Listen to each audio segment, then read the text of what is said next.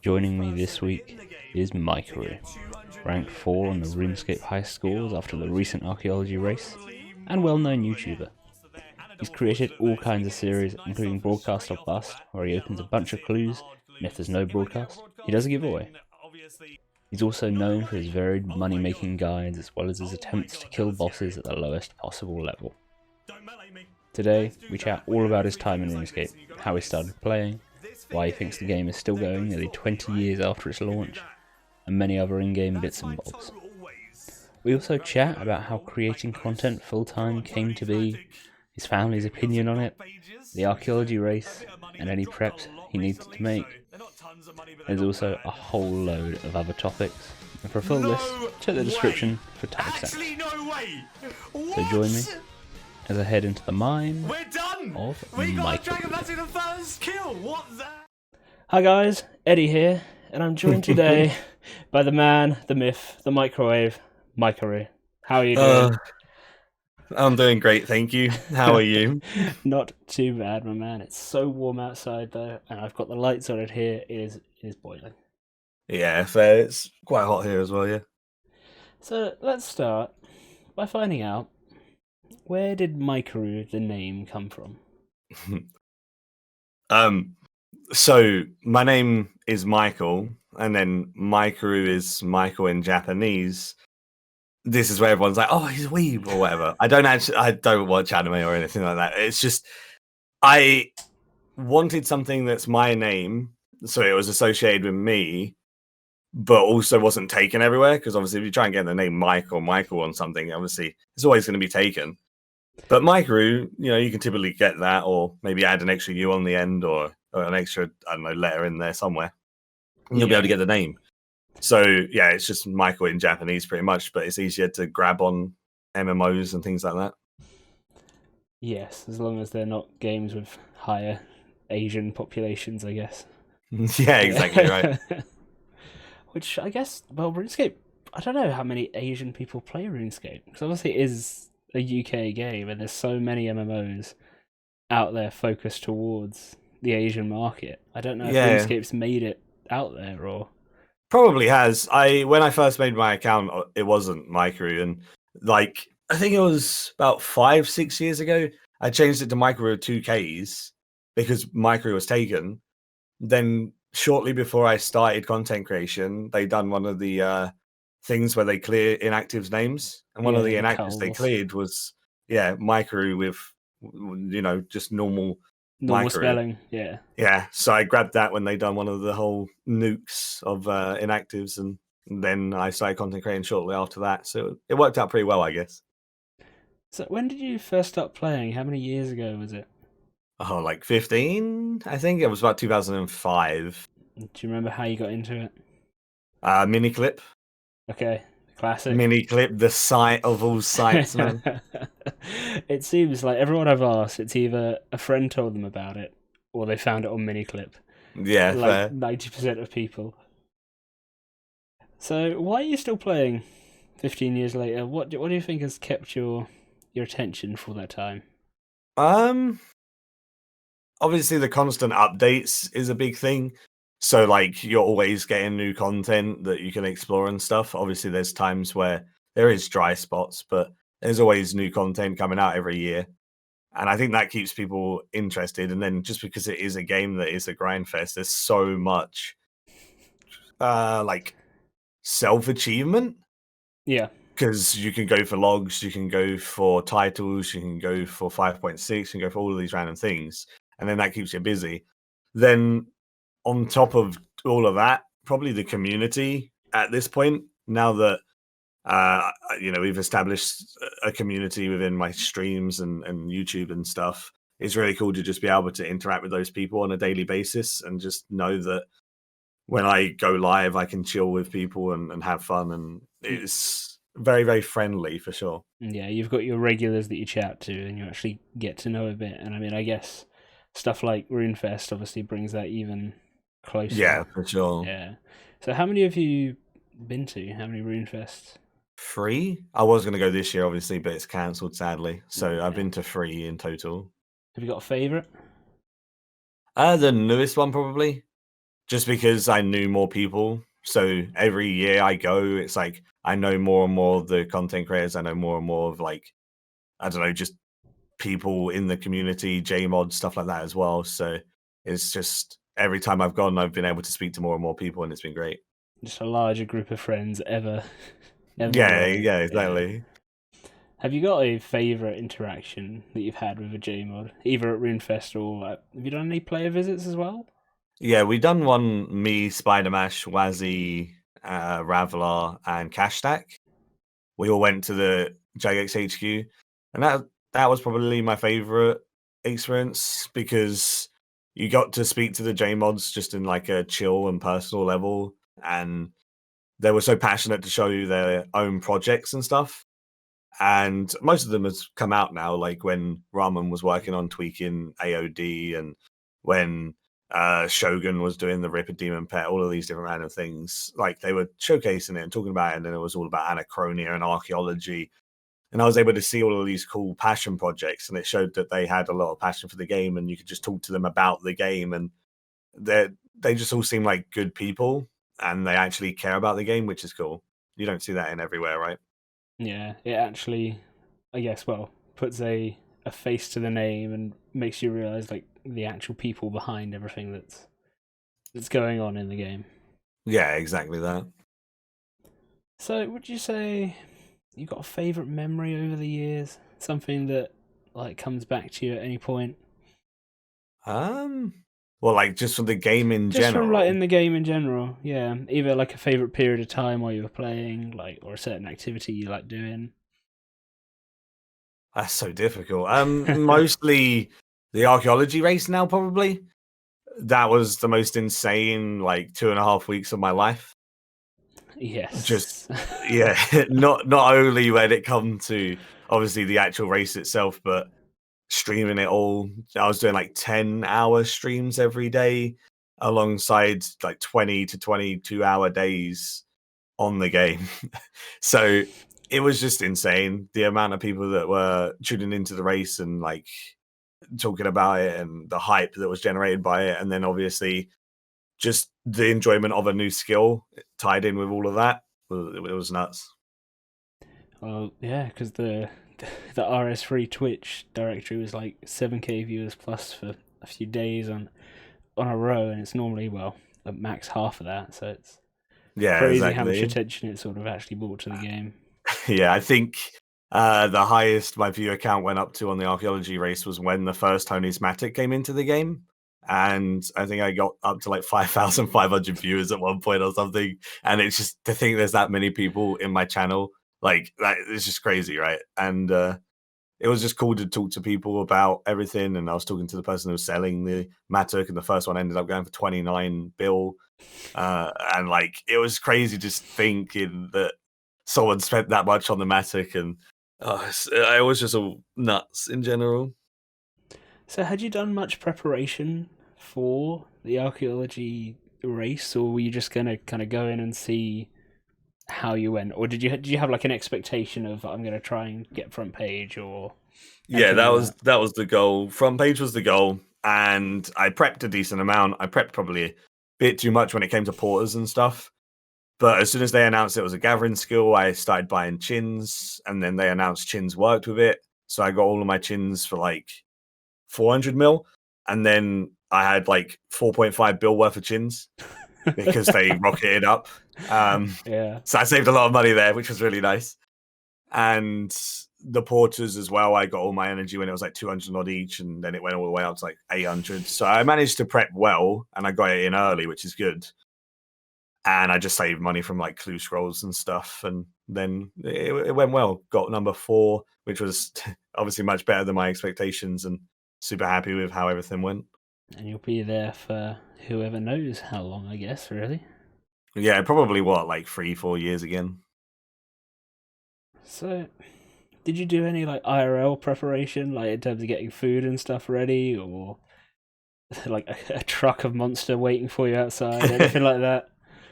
So I didn't really like drinking too many energy drinks. I drink one at like one a stream or whatever when it started getting a fair amount into it, because obviously when you're doing like 20-hour days, you don't want too much sugar, you don't want too much like crazy stuff, because then you're gonna burn yourself out and get the whole like come down kind of thing. So I didn't really prep too much. It was more just getting like pizza and then having it over the next like 3 days or whatever. Just get it ordered in and eat it, and then just have it on the side to just heat up whenever or whatever. It's like the proper gamer move, right? So what is the go-to pizza? What's the favorite? Probably meat eater. Just all the Yeah. meats into one pizza and you're good to go. Stuffed crust? Yeah, of course. Not even a question, is it really? No, you need to have stuffed crust. If you don't, then you're just wrong. Do you reckon you could identify a few like key moments in the race to archaeology where maybe you could have possibly gone up to 3 or like 3rd or 2nd? Yeah, definitely. There's, I think the best person who done like logs and stuff was Omid, because he was doing it when he was like, he started looking at them when he was like level 70 and stuff. And there was like me, Ken, and people that didn't really actually do proper logs until we were like 100. So we lost out on a lot of like Tetracompass pieces and pylons and stuff like that from not focusing on logs properly. And I also disassembled like, I'd say a good 30 sets of Zaros free, trying to get vintage components for my perk. So yeah, obviously that's a lot of XP in hindsight, but at the time, no one knew better. You just wanted your perk. I went 51 dry on it. So I just disassembled everything I could. I was like, I don't need 40 of this one item. It's fine. And I went down to like 10 of them. Yeah, exactly. So yeah, there was those parts that obviously were bad, but then everyone made mistakes on the way. So there were like, even Lemmy disassembled some stuff that he wasn't supposed to or whatever. So like it happens, right? But I guess the main thing would be, if I obviously wasn't streaming, it'd be a bit easier, because there was times where I'd see myself like AFKing a bit too much, or not swapping quick enough, etc., and being inefficient. But I'd much rather be a little bit inefficient and get fourth rather than like 2nd or 3rd, and be able to stream it all and have fun. Because the main thing for me was to have fun and get front page. And the fact that I had fun and got fourth was insane. And it also keeps your mental health exactly bit better as well. Yeah, you have people to talk to. You're not just sitting there on your own for 20 hours and clicking a goddamn archaeology spot. Yeah. Do you think if you weren't streaming, you'd have been able to get anywhere near the sort of XP rates and stuff that you were, or do you think it would have helped? Because obviously you say it helps with the AFK, but do you think the counteract of actually it keeping you awake? Yeah, that's the thing. You never know. Yeah. You never know whether it would have helped or made it worse.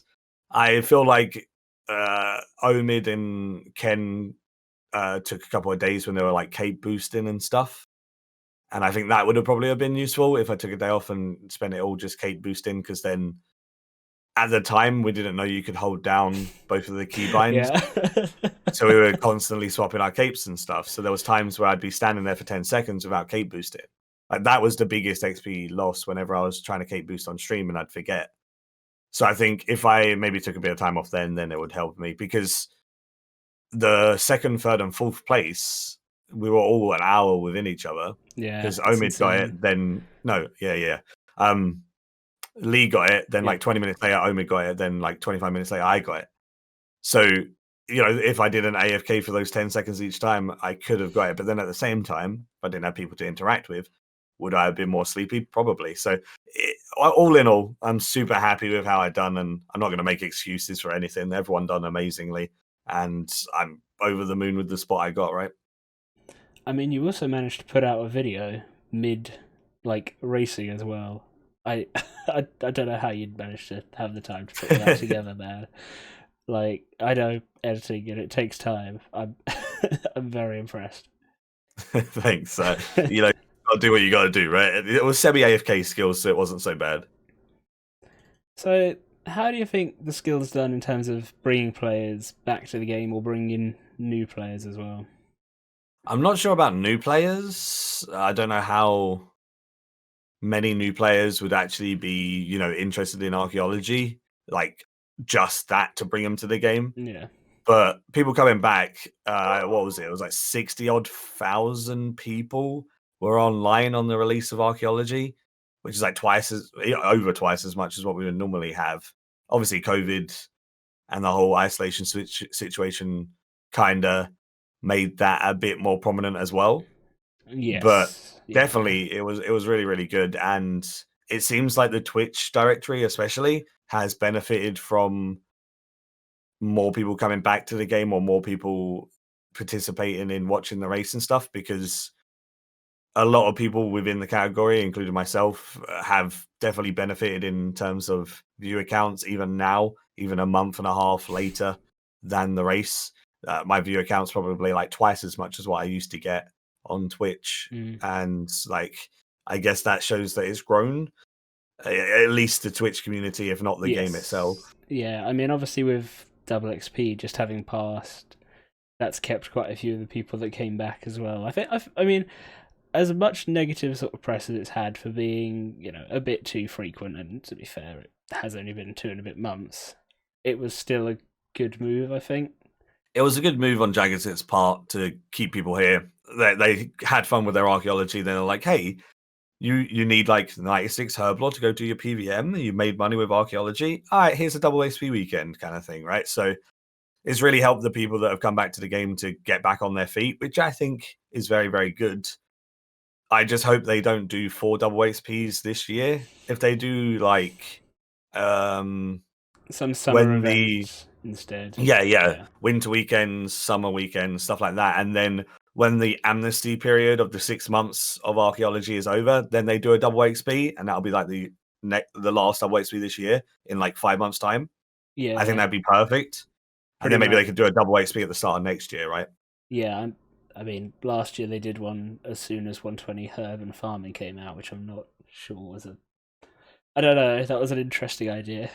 Yeah. But again, it's probably the getting people back into the game. Yeah, for sure. It does do that. So, have you got a favourite skill to train? We'll exclude archaeology for now, because obviously it is the most recent. Slayer, yeah? Yeah. It's pretty much a lot of people's go-to answer, but Slayer's so fun, man.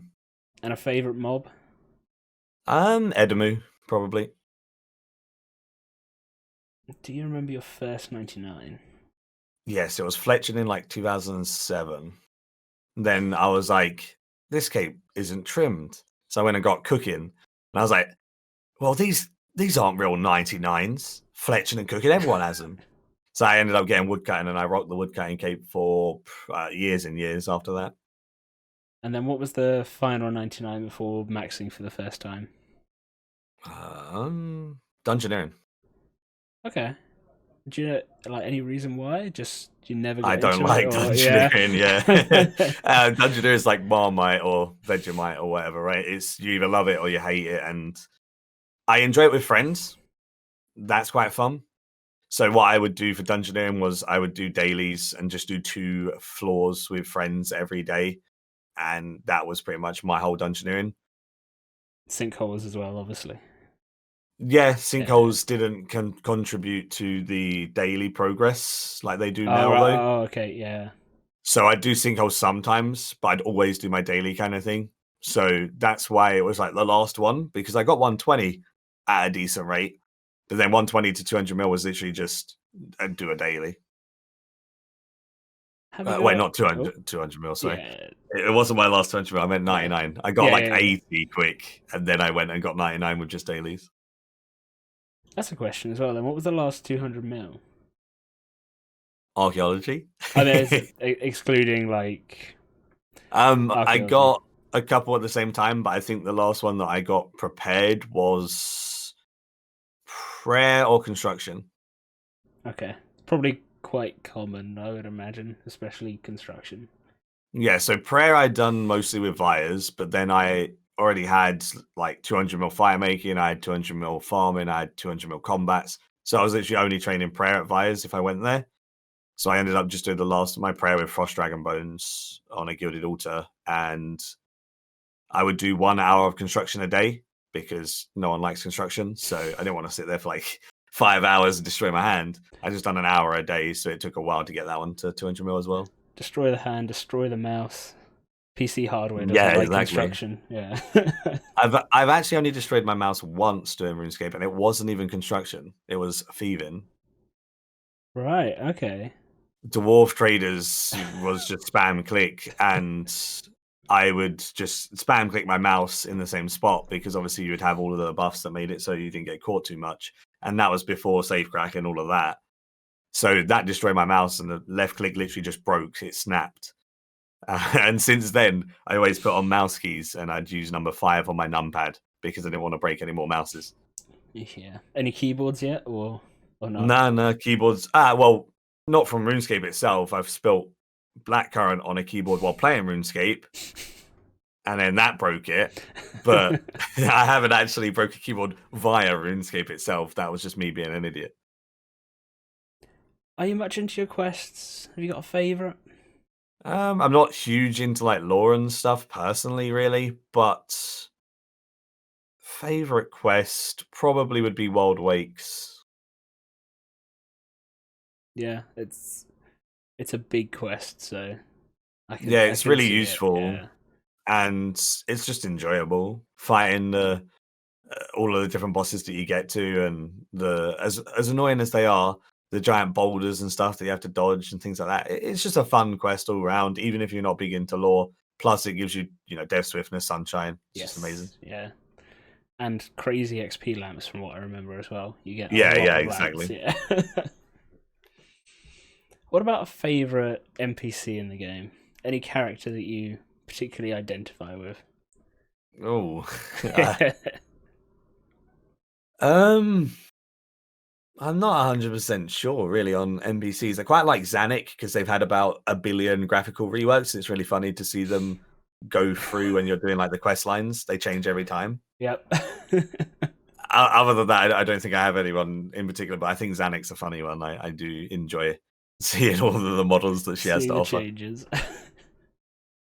So let's move into clues. Where did the love of clues start? With the rework, definitely.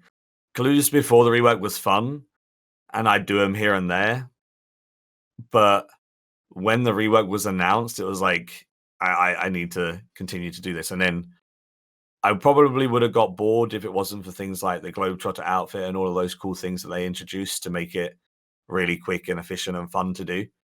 Then it was just enjoyable to get that dopamine rush when opening up caskets and getting like a die or something, right? And then I wanted to make loads of money for archaeology, and clues are good money, and I just continued to do clues, and it kind of spiraled from there, really. Do you think you'll ever do like a crazy huge stack? Because I interviewed Zowski last week, and obviously he did his 10,000 hard clue stack. Yeah, you ever thought of doing something like that? So for me, it's a bit different because I like to have like the consistent episodes of like openings. Yes, yeah. So I'll do, yeah, exactly. So I'll do like 250 elites, or like 300 to 500 hards, or like 100 masters, which in themselves, 250 elites is like 60 hours to do for one episode. Yeah. So it still takes a while, but if I was then to go and do a giant stack of like 10,000 hards, the amount of time it would take and the amount of other content that I'd have to like put on the back burner. Do, it would probably cut too much into other stuff. I've wanted to do it, but I just don't think it works from my standpoint of content creation. I guess you can just add them all up over the episodes and do it like that. When you look back at it, it's obviously not quite the same as doing like a 7-hour opening of 10,000 caskets, but you've still got it all on record there. Exactly. Yeah, for sure. And it'd be, I don't know, be very interesting to see how people reacted if I was like, hey, this is my loot from 10,000 hard clues, and I just do a video that's 7 hours long. I think people would much rather 5 to 10 minute videos, a load of times to equal to 7 hours instead of just one. Yeah, much more digestible content. Yeah, exactly. Although, that's about someone's work day. Have it open for their entire day at work. Yeah. Is there anything you'd change about how clues work at the moment? Just a little bit of quality of life stuff. I'm not 100% sure on anything that would be like, oh, this is amazing. But they're constantly releasing quality of life stuff. They just need to keep doing that. Like a very small thing is when you go to the glider on White Wolf Mountain now, you can just left click him and he'll give you your clue, like completion and your slider puzzle instead of automatically going to glide. But they don't have that with things like Trader Stan. So it will go to the charter ship when you have your clue active instead of just being able to left click him. You have to right click talk. Obviously, very, very minimal stuff, but stuff that are nice quality of life that just I'm sure they'll continue to do, right? Slight inconsistencies, I guess, between different parts. Yeah, It would just and be nice to have it just out. yeah, it just makes it a bit nicer to do and a bit smoother. And obviously, things that they keep introducing, like even with archaeology, you got the new relic that makes it so you don't use runes. Yep. So that saves you inventory spaces because you don't need the whole like runes in your rune pouch or whatever. And then there's also your adrenaline doesn't drop between combat, which is really helpful for clues as well, because obviously you have to get out of combat to do like emotes. But then you're always going to have adrenaline now, so then you can kill the double agents easier. It's just little things like that that are amazing. So if they can continue to introduce like little tiny bits of quality of life or other improvements, then clues will continuously get better and it'll be more and more enjoyable. I take it hards are probably the ones you enjoy the most. I know a lot of people they are.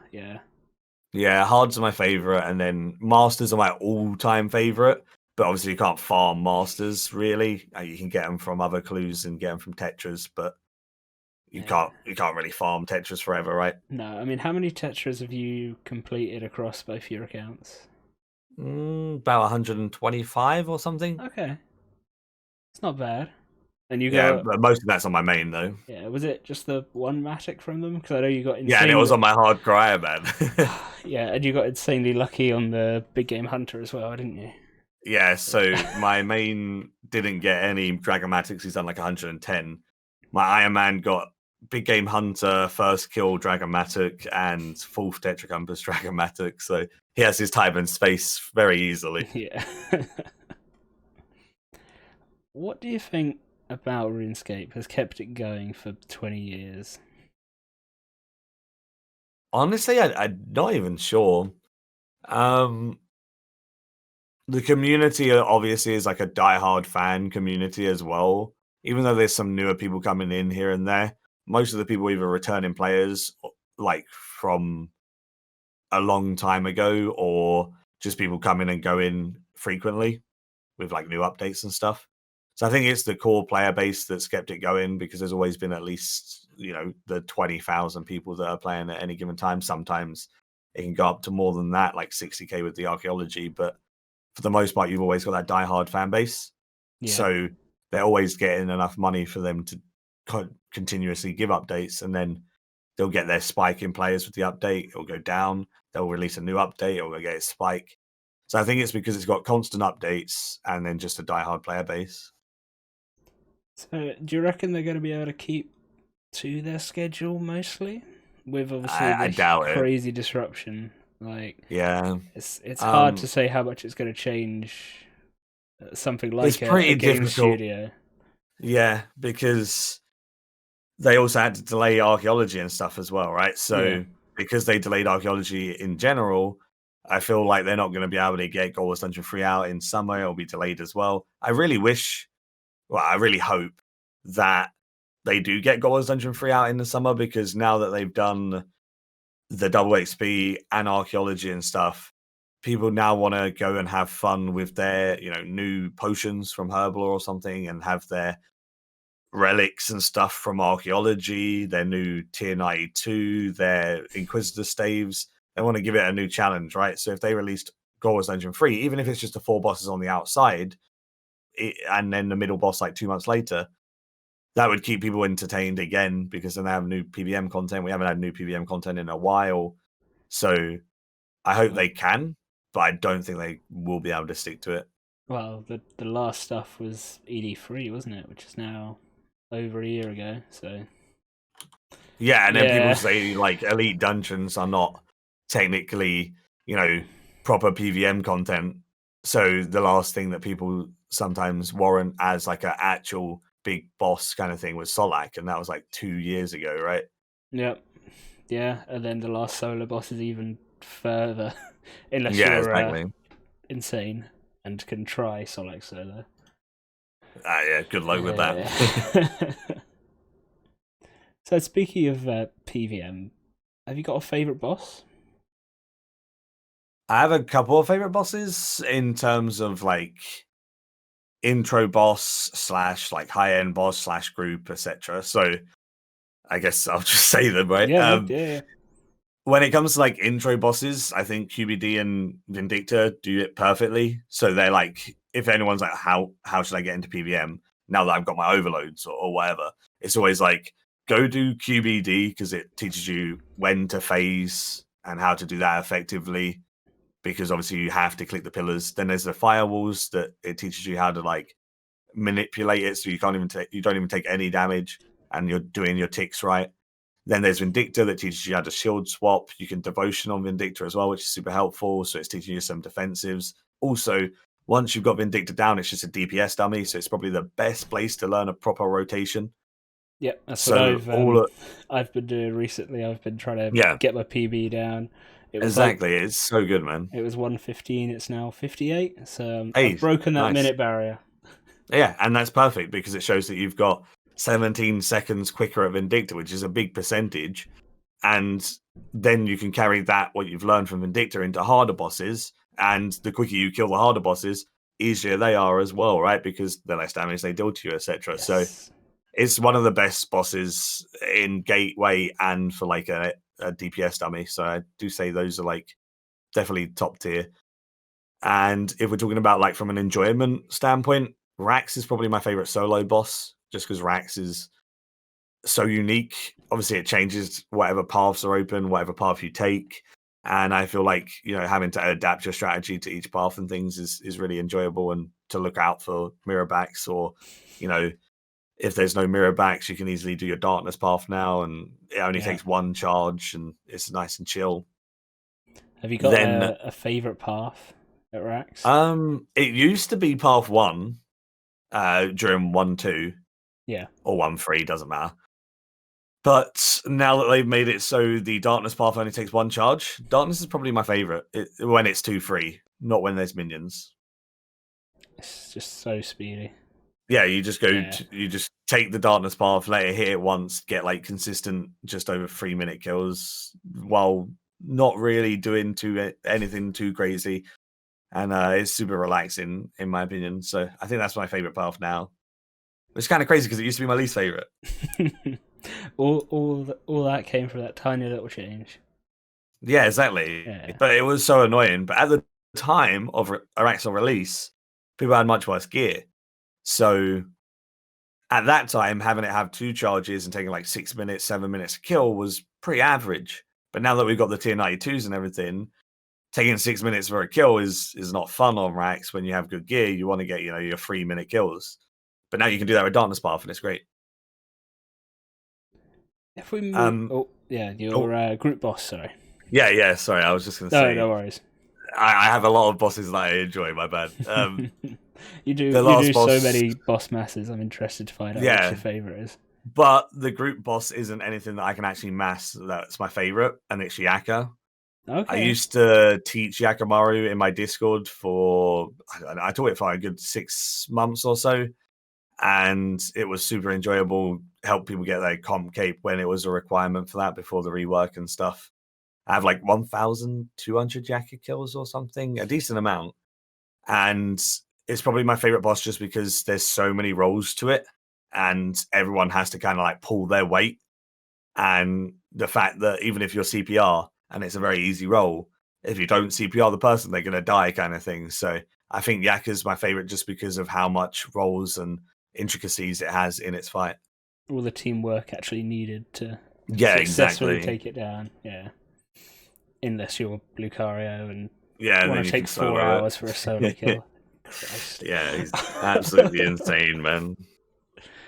So let's move into how you started with the whole video making to streaming. How did you get into it? I think, if I remember correctly, when I was going for max, because I started content creation like 4 years ago, which was shortly after I maxed. And while I was on the road to 99 in different skills, there really wasn't that many guides on the market to consume on YouTube. There was a couple. Munkelzunky had left, and he was my guy that I would always look at for guides before that point. And I think there was only one person that was Moto at the time, but his guides were not. They were very, very nicely presented, but they were just copies of the wiki. And then I'd either have to watch his guide or go on to the wiki, and then half of that would be outdated and things like that. So I kind of just wanted to put what I learned on the map by making a video of like, this is what I did. And I feel like this is better than what the wiki states or whatever. And I think this is what you should do or whatnot. And then it just progressed from there. Yeah, you sort of saw that gap, and then once you went through all the skills, what was the next thing to come out of the Maikeru mind?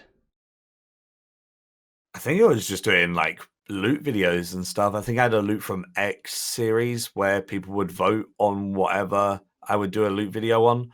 And then I'd put like a troll answer and then like loads of serious ones. So I ended up doing loot from chickens and goblins and things. But I also got some fun loot videos out that were like, in fact, informative and factual. And like, even if it was just like Abyssal Demons, a loot video and a guide to those. And then there was like Dark Beasts and stuff like that. And it was really enjoyable to do. And then I guess everything just progressed from there. I then went to bosses, done like loot from 10 hours of different bosses, like Always Dungeon 2, etc.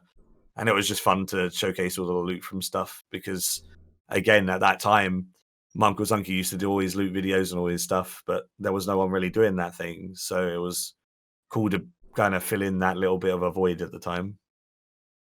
Because you're doing it full time now, right? At least yeah. How long has that been going for? 2 years. Okay. Did you just sort of think one day, I want to just go for it and see how it goes, or was it you built up to it, or how did that come around? So I used to work in education. I taught children with special educational needs within mainstream schools. Okay, So yeah. it wasn't severe special educational needs, but it was like autism, development delay, stuff like that, that they would benefit from a more one-to-one approach or group approach. So there would be 3 of us, 3 special educational need teachers inside a class, and we'd break it up between like 7 people to a group. And Okay, we'd all take one group each, and we'd help them with, I'd specialize in ICT and maths and stuff like that. So I'd help them with that. And then there'd be other people specializing in different things, helping them with that. And there was government cuts, and they cut the budget for all schooling. Our school was an academy, so they could change the budget however they wanted to. And they decided that they didn't want to cut anything except for the special educational needs support staff. And there was 18 staff in total, including us teachers, the actual support, like one-to-one mentors, the counselors, etc. And it went from 18 down to 2. And I didn't agree with it. And YouTube was going, all right. It wasn't going like perfectly, but it was going decently. And I wanted to, take that leap. So instead of essentially taking a job from one of my colleagues, I didn't reapply. And I then fell back on YouTube and dived right in doing like daily videos with my bossing weeks, with my Slayer week. I'd done like a from scratch week. So I'd be doing videos every single day for that week and showcasing what I'd done and the progression. And then I ended up doing Nubaru series, which was like 7 weeks all the way to max. So I ended up doing all of those daily videos, and I guess it helped my channel a lot. And then I started streaming and stuff after that. And then everything just kind of fell into place and allowed me to continue doing the dream and going full time. So what do your family think of the job? They're fine. They're quite supportive. Like Mum Maru was very, very supportive when it came to the archaeology race, because I'd never been so proud as to when I went downstairs one day to quickly grab a drink while AFK in my archaeology. and she told me that I was XP wasted and I had to go back upstairs. So when your mum tells you you're XP wasted and she's like invested in the race and stuff as well, it shows that they're supportive and it's great.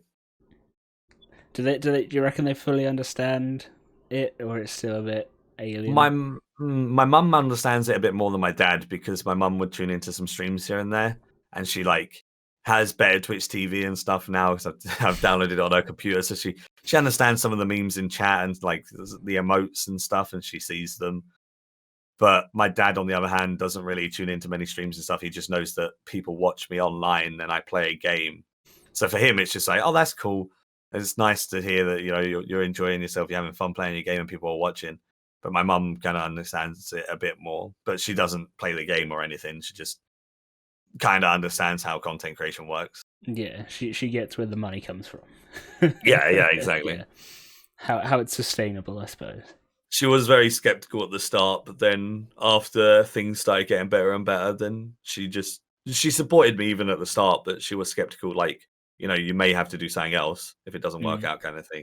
So she was just being like the whole devil's advocate, I guess, being like, don't get too far ahead of yourself just in case it doesn't work. And I appreciate that either way.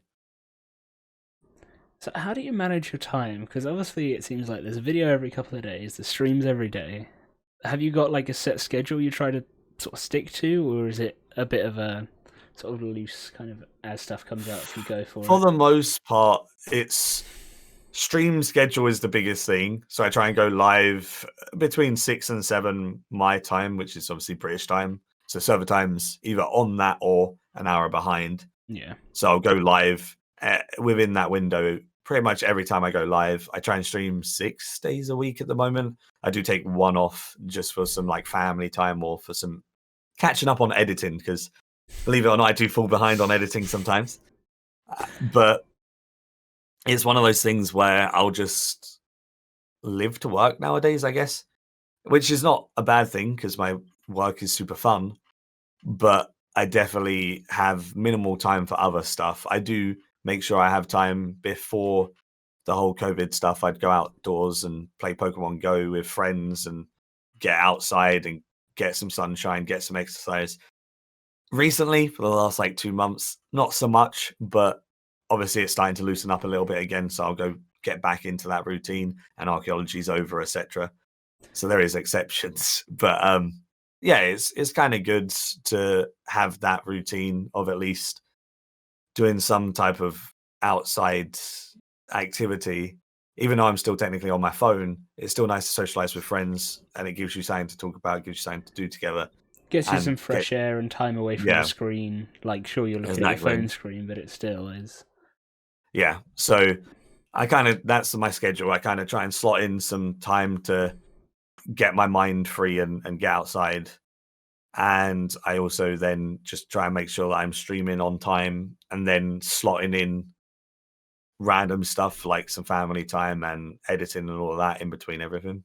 Yeah, it's important, I guess, as well, if you do feel like on a day when you're not feeling up for streaming, that you don't feel pressured into streaming. Because I know Protox recently, he's stopped streaming because he felt pressure from people obviously putting their money towards subbing, and then him just not feeling like some days that he was up for it, but being like forced to do it. How do you sort of cope with that on days where you're not feeling it so much? There's obviously pressure, but then I guess it's like any job, right? If you have to go into work and you're not feeling like going into work, you're still going to go into work because you have to. Yeah. So sometimes there is days where I'm like, I don't know whether I want to stream today, but I can't just be like, hey, I'm not streaming today, because you kind of have to, because you have, your audience and you are supposed to be that, I guess, entertainer or that person. And I guess having the audience and the viewers that you see every day to chat to will kind of put you in a better mood a lot of the time. Yeah, exactly that. I seem sometimes I'm a bit like, I'm feeling a bit of a down day. But as soon as I start streaming, within like half an hour, I'm laughing, I'm joking, people are messing around, memeing, and it's so much better. So it puts a smile on your face and definitely lighten up your mood. That's the one. So obviously, you have a bit of a reputation for putting out money-making guides that that ruin people's little plans. Do you actually think you have a big impact on the game's economy? Sometimes yes, sometimes no. People overreact no matter what money making guide I put out. So, for example, Ripper Demon money making guide that I put out very recently, it got a decent amount of dislikes from salty people. It is to be expected. My typical like to dislike ratio is like 97%, but on money making guides, sometimes it drops down to what, like 90% or something. Yeah. So there's an extra 7% people disliking it because you ruined my money maker week. But that is the prime example. When I release a moneymaker, there is a surge in people that will try it, and then things will drop. But give it a week, and things will bounce back. So the Ripper Demon 1, I put 20 mil GP an hour in the title, but I actually made 27 mil. Yeah. So obviously, I underestimated it just yeah. because of that. It dropped down to about 17 mil GP an hour after the first day. Then it started going back up, and currently, last time I checked, Ripper Demon pouches were about 165k, which meant it was still a 25 mil an hour method because the mats to make the pouches also went down. Yep. So even though I got 27, you could still easily get 24 to 25. And that video's been out for a month or so. And now it's like back, and it's more than what I put in the title. I put the titles lower for that exact reason. And there's still people in that comment section that are just, they're just angry and they don't like it. But there has been one or two videos that I've made that have destroyed certain things, and I have tried to stay away from more niche stuff nowadays than things that people always need. So, for example, with the Ripper Demon one, everyone needs the Ripper Demons who are doing PVM. So they're not going to go and get it themselves when they just want to go do a boss. They'll buy it off the GE and they'll buy their scrolls. So they're always going to be used. So no matter how many come into the game, they're still going to come out of the game. Whereas it's also a case of it was like brand new content, so it's not like exactly that as well. You're the only person doing it as well. Yeah. And when it comes to stuff in the past, probably the most hate I received was at the Tormented Demon AFK method that I showcased. There was so many angry people because it hadn't really been showcased in a video before, even though it was known for a couple of months prior to that. But when I made that video, Dragon Limbs crashed from about 10 mil to about 4 mil. And they didn't really bounce back. I think they're still like 6 mil or something. So in that regards, I messed that one up a little bit, which is understandable because if everyone camps Tormented Demons, then there's going to be way too many limbs coming into the game. They don't exit that often, except for when someone makes an Ascension crossbow, which, yes, people do make, but they don't make it as often as you can get from Tormented. So I'm trying to stay away from stuff like that. And whenever I make a money-making guide, for example, rune crafting, people told me that I crashed blood runes when they literally went up after I made the video. And they'd already crashed before I made it in preempt of the new relic because everyone started panicking. And then they started going up, and I think they're still higher than what I showcased in the video. So I think they're about 15 mil an hour, and I made like 13 and a half. And the amount of people in the comment section that were like, "Ree, you've killed my moneymaker." It's like, I've killed rune crafting.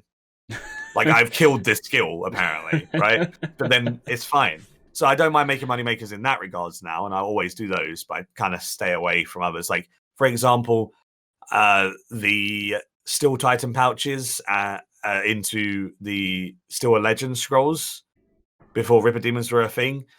Once the Mining and Smith and rework happened, the Titan scrolls were more expensive. If you were doing that on Amnord Hour, you'd get like 10 to 15 mil GP an hour just making the scrolls from pouches.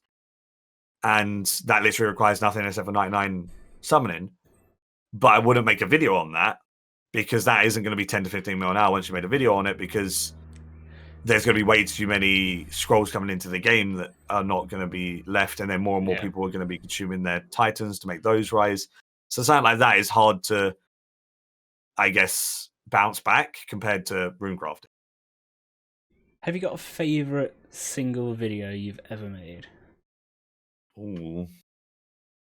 Favorite single video I've ever made? It's difficult. In terms of enjoyment, probably the low level bossing stuff in terms of like what I enjoyed making. Yeah. Because I killed QBD at level 37. I haven't released that one yet, but that I'm the lowest level to kill QBD in a weird, wacky build. I killed Rax at 44, which was the lowest Rax kill in the game as well. So killing Rax at level 44 was so enjoyable, so cool, and seeing the build pay off eventually after you've built it all is sick. And there was a lot of theory crafting behind all of that random things and whatever. So I feel like stuff like that are my most enjoyable ones that I've made. In terms of enjoyable to watch, I feel like they're decent as well, hopefully. But there might be things that people like, because I know New Brew series and stuff are probably what people have enjoyed some of the most on my channel. I don't know what I'm trying to say. Yeah, that's all good. How was the hardcore QBD race from your viewpoint? Oh, that was fun. That was really good. It got the community together, and it helped get eyes to different content creators as well. And everyone who was participating in it seemed to do better in terms of like viewership and stuff because people were following the race. It's kind of like the archaeology race at the same time. I think the only person who didn't do better was Evil Lucario, but that's because he's insane and he normally does like really insane stuff on streams. So seeing him do leveling was odd for his viewers, probably. Yeah, a little bit because he's normally doing his, yakka feats or whatever, right? So, yeah, to be fair, I think you've probably saved me a couple of deaths at Rax from clicking on my familiar. Hey, there you go. Like as soon as you died to that, I was like, wait, I keep doing that. Hang on, there must be some way to disable it, and I found it, and I was like, oh. Bit tragic at the time, but it was fun, and it made for a good meme and whatever. So it was enjoyable either way. I mean, at least you made it to QBD, right? Yeah, exactly. I didn't die before that. I got to QBD in good timing and stuff as well. So I would have came second if I got the kill, which I feel like I got the kill. Maybe not on the actual attempt that I was doing, but if I teleported out and went back, I think I would have got it eventually. And I don't think I would have died to QBD herself. It was more just clicking the familiar because I'm an idiot, and I didn't turn it off. It's the sort of thing you don't really think about, though. Like, yeah, it's in my own tips and tricks video, though. That's what makes it even worse. It's just because it was a new account, and I'm so used to having it toggled off all the time on my main account, on my Iron Man. Like, no account has it on. So because it was a brand new one, and I hadn't summoned a familiar ever on that account, and still I had summoned it for QBD, I didn't even realize. So then, Twitch, when did you start on Twitch? Currently sitting nearly 2 years ago, like 22 months ago. And how did you find starting out? Because obviously you'd have had a bit of a YouTube base at that point. Did you find people were coming over? Or yeah, it was much easier for me in terms of growing on Twitch because I done my first ever streams on double XP, finishing off my Nubaru grind, and then people would come over, watch the progression, and they were enjoying their series at the time or whatever, so they could then follow it on Twitch as well and just chill and talk to me on a one-to-one basis, which I never really had before. And it's so fun to be able to interact with the audience on a personal level and get to know them and just have a laugh with them. So I think people coming over to just talk to me and chat then just led to things going well on Twitch, I guess. And then we're here now and things are insane, and like this is literally a dream come true. I don't know. Yeah, insane. Like, what was your highest sub count last month? I saw at least 2,400 at one point, wasn't it? Yeah, I think 2,900 was what it got up to by the time that they started running off after the month had ended. Absolutely mental. Yeah. Nice paycheck for you as well. Yeah, it's crazy, man. It makes that grind even more worth it than hitting the front page. Although, yeah, I reckon you probably prefer the front page recognition. It's more just like personal achievement than recognition. Like I had my own personal ambition and like the whole childhood dream of like I want to be up there, and now I am. It just feels surreal. So I think it's more of like a personal thing for that. Yep.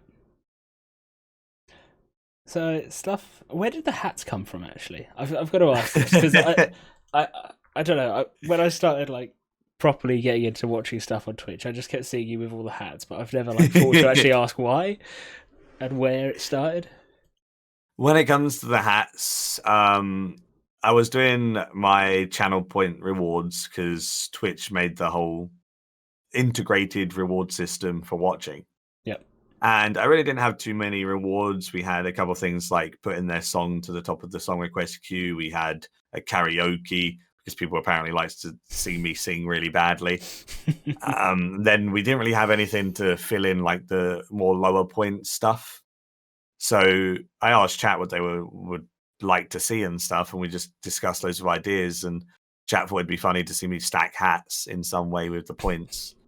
So the points then just developed into me stacking hats for a while. I don't have that active right now, just because I'm currently focusing quite a lot on in-game stuff. And if I'm like doing a boss and I have to go put a hat on, it's going to be pretty crazy.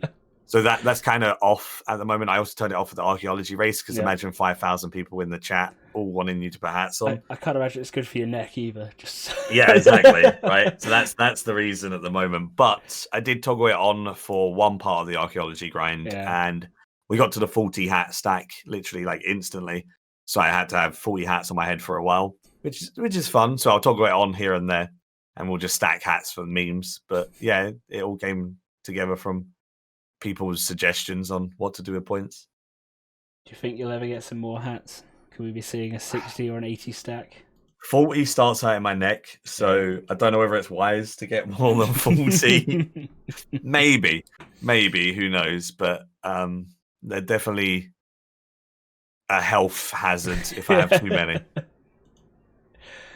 Because you've obviously got stuff like the lights in the back that people the control lights as well. were gonna be a point reward thing as well, but then I enjoyed people just having the freedom to spam it and just meme around with it too much. I didn't really want to put like a price on it, so we ended up going with the hats instead of the lights. But the lights were a thing that we done first as like an attempt of, hey, look, we could use this maybe or whatever. So it's all just community ideas that come together and pretty much. I know there was another streamer that had the lights and they'd sit in like a blue room and then have like subs make it go all like flickery. And then they go back to the blue room. So I was speaking to them and asked them what they'd done, and they told me like the program they hooked up and stuff like that. Then I just done it myself. Yeah, and I know you frequently end the stream with marbles. Yeah, marbles are so fun. It's crazy enjoyable, man. There's something about marbles that chat just loves. Like they end up just like demanding it, and you're like, okay. Like last stream, literally yesterday, I was like, oh, we done marbles, the day before. So I don't like doing marbles like every single stream. I kind of do it like every other stream because I feel like it's fun. But if I do it too much, the novelty will wear off. It's more fun to do for like half an hour at the end of a stream here and there, rather than like every single stream having it. But like at the end of the masses yesterday, people just wanted to do a marble mass so badly. But we ended up having like 150 people in marbles joining in and having fun. So there's always a lot of people that participate, which is crazy. I remember shortly after the archaeology race was over, the first time we done marbles again, I had like 500 people playing, which was absolutely insane to see 500 marbles going down a track, all with like people who have done exclamation mark play. Like just to think that 500 people have just signed up for this really random race where there's marbles going across the screen. It's just surreal. It's crazy. And the fact is completely random as well. There's nothing to yeah, exactly. It's just RNG, but I think that's what makes it fun as well, because you're yelling and you're commentating on it, and then randomly someone just gets yeeted out of nowhere and everyone just laughs. So I think that's the best part about marbles. It's just goofy fun, and I think that's what Twitch is in general. You kind of go onto Twitch to forget about everything else that might be more annoying in real life. So if you can just have a bit of enjoyment, giggle at marbles going across the screen and getting yeeted into Narnia, then, as long as it puts a smile on people's faces, then that's exactly what, the role is as a content creator on Twitch, really. So what do you use for streaming in terms of like software and also video editing and things? I use OBS for both. I have OBS, like the normal OBS, and then OBS Streamlabs. And I'll use both of those. Like I'll use a replay buffer to record the videos. So like if I get something, I'll do the replay buffer to record the last like minute, and then I can trim that down to wherever I get the drop or wherever anything happens for a video. And then also that won't have my camera and all my overlays from Twitch on it. So I use both of them side by side. And then for actually editing it all together? Adobe Premiere Pro and then like Photoshop and stuff like that for Mhm. the thumbnails and all of that stuff. I have the Creative Cloud or whatever it's called. Ah, yes. Same. However, I only use Premiere Pro and Photoshop. Not any of the Yeah, me too, 15 mostly. others. I used After Me too, Effects mostly, a yeah. little bit, but Yeah, like, I've used After Effects like very rarely. I did it for the stinger I've got like between screens, but that's it. Yeah, fair enough. Yeah. I feel you, because they're like the main two that you only really need. The Mm. others, everything that the others do, the Photoshop or Premiere Pro will do in some regards. It might not be quite as efficient, but they do it anyway. So you kind of don't really need to do the others as much. And obviously you've recently had to say goodbye to a PC and hello Yeah. to a brand new one. Another cost of archaeology, I suppose. Honestly, it started getting a bit slower, and I think it's just because I've had that computer since starting content creation. Yeah. And I'm continuously using like Premiere Pro, Photoshop side by side while still AFKing on RuneScape or something. So there's so many processes going on all at once every time, and I think just doing that for 4 years and like really excessive streaming, Yep. especially with the archaeology race, and it's just kind of like destroyed it over time. Just burnt it out. And then how much GP did you actually lose over the course of archaeology? Because you must have made some back as well at the end of it. Yeah, that's the thing, because we were the first people to get to like staves and spears. We could sell the Inquisitor staffs for decent profit, and the spears, whenever we got the tips, we could make them, get some XP and sell them for profit. And I think I invested about 9 to 10 bill, and I made back like 7 to 8. But then after the race as well, I then done screening because it has 100% success rate at 120. Yep. I just screened soil for like 3 weeks. I made like 5 bill. So I've got profit from archaeology overall now, except for the 200m Mattock, which I chose to keep just because it's like a nice token from the race. Mm-hmm. But I had an offer for 11 bill on that, and I spent 16, so I would have lost 5 bill on that, which means I would have broke even if I accepted the offer after everything and after screening and everything. Crazy. All right, well, I have reached the end of everything I had to ask you. Are there any shout-outs to anyone you'd like to make? You, my boy. Thanks, man. Nah, I've watched some of your interviews and stuff. Obviously, I haven't watched every single one of them. I apologize for that. That's it. That's But the fact you've watched any is really cool. It's nice background noise, and it's people that I know that you spoke to, right? Because it's all people from the whole RuneScape directory and content creation and stuff. So it's fun to listen to different people's stories and what people have to say and stuff like that. So yeah, just keep doing what you're doing. It's a niche thing, I think, but definitely one that people enjoy because they just like enjoying and listening to people speak about how things have come to boot or what they've done and what they've enjoyed, what they've disliked along the way. And I think you showcase it in a decent way. So your question's always like continuous as well. Like I've got it firsthand now. Yeah. And there's like no stop in between. So it's a constant flow of stuff. So it's really enjoyable to listen to, and hopefully people have enjoyed this one as well. I'll make sure to tweet it out and everything as well. Awesome, and try and get people to come in and be like, hello, and listen and have fun. All right. Well, thank you very much for coming on. I feel like you should say goodbye to everyone as you normally do.